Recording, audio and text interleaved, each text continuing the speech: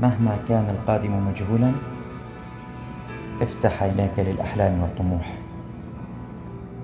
فنحن الشعب العتيد، نحن شعب الشهيد، نحن الشعب الحر، نحن أبناء اللطامنة الأبية، فقد واجهنا كل أنواع الأسلحة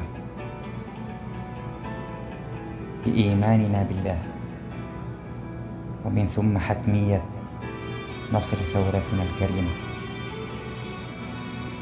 فها هي اليوم، المخيمات ستكون محطات عابرة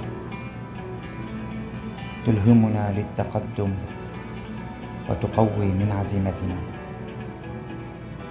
نحول التحديات لانتصارات بصرخة قوية: ها نحن هنا. عاشت سوريا حرة أبية، عاشت مدينتي الغالية اللطامنة بعزتها وكرامتها. فريق أيادي اللطامنة البيضاء.